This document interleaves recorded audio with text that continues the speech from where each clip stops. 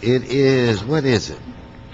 June 16th, and I want to welcome everyone to this committee meeting this morning. I have been informed that we will not have a quorum today. In fact, I've been informed that I will be the only member of this committee. So again, Mr. City Attorney, I will restate my pharaoh status, and for today I won't be chairman, I'll be the pharaoh of this committee, and what I say goes. And I guess what I'm saying is we'll be out of here pretty quick. All right, that you can count on. We have a new clerk, and Sharon Jen is our new clerk. Alan is going to be doing more stuff with the council. And so, Sharon, I hope you have a good sense of humor. If not, you're in for a rough road, okay? All right, so anyway, first I want to start off with item 1A, which is Anne Marie's prediction about the Lakers and that they would win this in 7. So last week I polled all of the members of this committee and some of its staff, and she was the only one that guessed right. Sergeant of Arms is trying to get on I think he's being disingenuous in suggesting that he said 7-2 when Mr. City Attorney, there is nothing on the record, there is no evidence to prove that he did in fact say Lakers in 7. So with that said, I don't think, and I want your professional opinion, I don't think we can count his prediction. And what is your legal opinion on that? Well, I would tend to agree with you, but on the other hand, he does carry a gun. Okay, well, you know what? I think I do remember him saying Lakers in 7.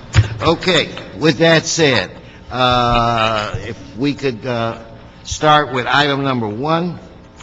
Item number 1, CRA and CLA reports relative to a 5th modification to the joint exercise of powers agreement for the Los Angeles State Building Authority to further provide for the transfer of the Ronald Reagan Building at 300 South Spring Street and the Junipero Serra Building at 320 West 4th Street to the state of California. Okay, on item number 1, we will adopt the CLA report as a communique from the chair. So let it be written, so let it be done. That brings us to item 2. Los Angeles Housing Department and Los Angeles Department of Transportation reports and CAO to report relative to a joint development agreement with McCormick Barron Salazar for the development of the mixed-use Highland Park Transit Village project. Okay, on item 2, as a communique of the chair, will adopt the CAO report. I want to skip right now item 3 and go to item 5. And if you could read item 5. Item 5, CRA and CLA reports relative to a master cooperation agreement with the Los Angeles Housing Department for the city's Affordable Housing Trust Fund program. Okay. And just a quick note, there was a technical correction just to clarify the formula submitted to the clerk on that item. So because it was a technical correction, do we still have to do some kind of official amendment, or because it's just technical? I think we are okay. I'm looking at Sharon. It's just approve as amended. Okay, then what we'll do without objection, we'll adopt the CLA report as amended as a communique from the chair. That brings us to item 3. We will continue that item, but you can read it anyway. Okay, motion Garcetti for Smith, Wesson, relative to expanding the San Fernando Valley State Enterprise Zone to include the Corporate Point Commercial Campus located in West Hills at Fallbrook Avenue and Roscoe Boulevard. Okay.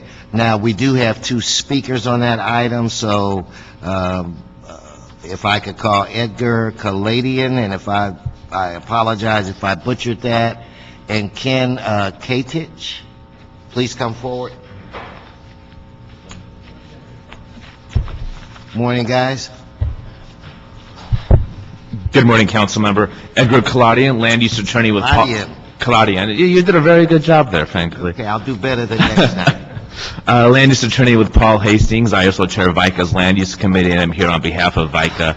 I had predicted Lakers in 6, but I'll take them in 7. On behalf of VICA, I'm here today to support the motion to expand the San Fernando Valley State Enterprise Zone to include Corporate Point at West Hills, which is located just west of the Enterprise Zone boundaries. Corporate Point, which has been a major employment center for the city for over 50 years, is an existing 85-acre Class A commercial campus whose major tenants include Bank of America, Quest Diagnostics, Boeing, and WellPoint Blue Cross. Last year, the city approved entitlements for an additional 360,000 square feet of office space at Corporate Point, which will be constructed to meet LEED Gold standards to attract future high-wage tenants to the city. Expanding the enterprise zone will not only retain the existing tenants, but help attract new tenants and bring good jobs to the city, which is something all of us want.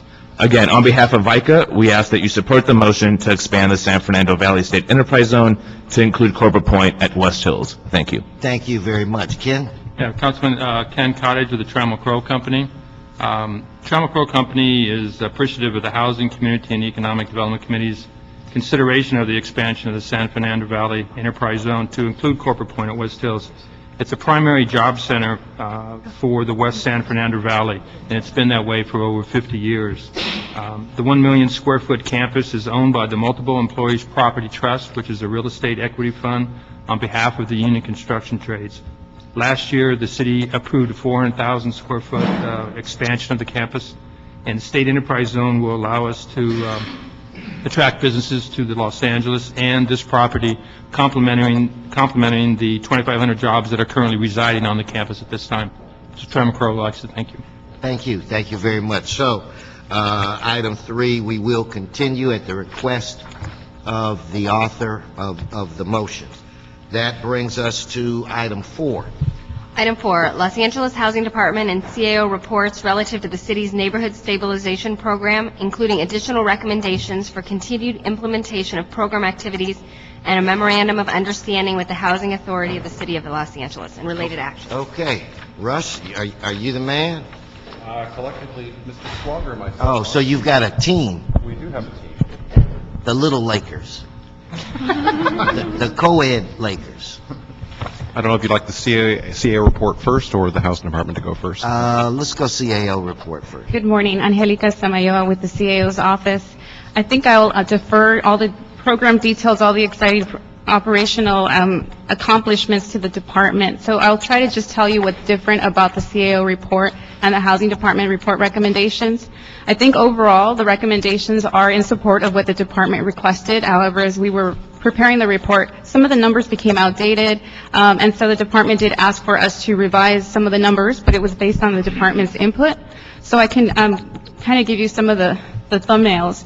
For instance, because of much quicker, more expedient implementation of the acquisition and disposition of foreclosed property program, the department originally requested to transfer $8.5 million from the walk-in homeownership program into this other program activity. So that number has been revised. It was lowered a little bit from 8.5 to 8.2, and that is just because a couple of additional walk-in program loans came in, and so that was just an adjustment. So that number would be different, but it's consistent with what the department wanted in general. I think the department can explain more about some of the reasons for this request. Another thing I wanted to point out in general is that this particular grant, all funds have to be obligated, and in other words, tied to some sort of a commitment to a project by August 26th of this year. So the clock's ticking. It's just a couple of months left. And as of approximately just wanted to give you a number to give you a sense. About 48% of the funds are committed as of right now. So that means that the rest of it, well, I shouldn't say that. As of June 3rd, about 48% of the funds had been committed. It's possible that by now that number has changed. So there's So still 48% of what again? of the total grant. There was a total grant award of $32.9 million. Of that amount, there was an expectation that 25.6 would go into projects. So it's 29.6 of the total grant award. And so as of the June reporting time, about 48% of the total grant award has been obligated. After August, So about 14 million, right? that's right, 13.6, right. What that means is that after the August 26th date, HUD can either take the money back, or I think there's some flexibility where the department can come back and say, here are all the things we can do with the money. But the idea is that HUD kind of will look at all the different municipalities that receive funding, and then they'll make a determination about where the greatest need is, and they'll move those monies to where they believe they're needed. But I think the department could provide an update. There has been a lot of ramp up of the program, so the monies are being committed a lot quicker since the start of this calendar year than back in 2009 when the grant was approved. Hey, Russ? Yes. So, are you going to make the deadline? We absolutely will, So you Councilman. feel good that you'll be able to identify? It's, Councilman, the real issue is really trying to acquire the properties. This is a work in progress. We approached it in two approaches. One was a walk-in program. The other was we worked with the Enterprise Community Partners to develop a nonprofit, Restore Neighborhoods LA. It's a nonprofit arm for the City of Los Angeles to acquire the properties, rehabilitate them, and then sell them. The main focus has really been on the acquisition of the properties and eventually getting the rehabilitation done. So even though we may only be at 50% as of the date of the report, we have a large number of properties that are in the queue ready for construction. So we're quite confident we'll not only achieve the overall expenditure of the $32 million, but we'll fulfill our obligation within that $32 million to achieve the area median income. As an example, 25% of the grant has to be obligated to individuals of 50% AMI and below.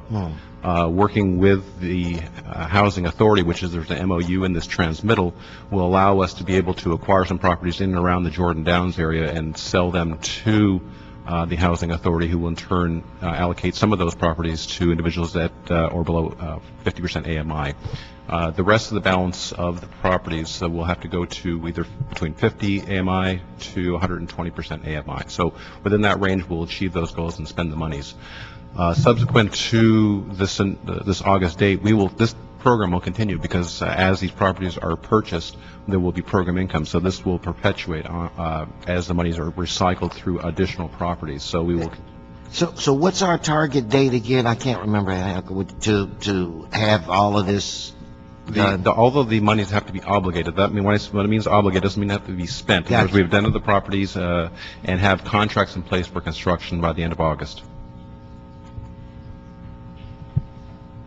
And So you believe after you've got 13, almost 14 million now, and you expect over the next couple of months maybe the next 40-ish days that you'll be able to spend another 15 million? Yes, absolutely, because we've got a queue of properties that we've already acquired that are ready to have the work write-ups completed and then have construction contracts in place, and that will once we have construction contracts in place, then that obligates the monies. So we're halfway there. So if a property right now averages a purchase price is $140,000, with the green standards we're implementing and the type of properties we're acquiring that are the worst of the worst in communities, we're spending on average about $170,000 to $180,000 per property. So we will certainly be able to achieve our goal within that time frame due to the fact that we already have the property's already purchased. Okay, so now how is everything going with?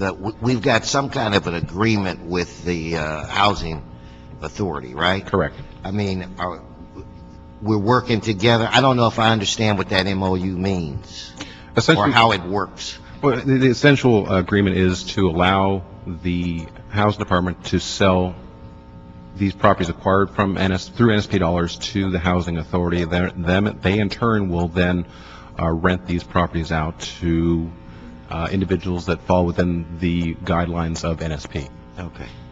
And they're specific to the Jordan Downs area. Okay. But the whole 32 million? No. Just a small number of properties as they identify monies and the properties that fit their goals. And why is it just a small number of properties? I'm just being nosy. It's targeting because we have targets throughout the entire city, and at least right now for the current fiscal year, HACLA has a limited amount of money that they can spend on these type of acquisitions. So therefore, we're working with them to help them spend their monies in a targeted area, and they're helping us achieve our goals. You know what would be, interesting may not be the right word. Informative is if you could, by district, let us know, what's going on. You got X number of properties here and X number of properties in this district and that district. And then at the end of the day, I think that would be very informative for us to know that. And I would think, I would really guess that one of my colleagues would make a request that occur. So I think that let's beat them to the punch and let's prepare that. We're prepared. We actually have a table in the transmittal, Councilman. Obviously, this is a fluid program, so those numbers are changing on a daily basis, but we'll certainly provide the committee members with that information. So is there anything, let's say, that additional that you need to say? Because I know I screwed up your presentation by asking questions. So, I mean, is there anything?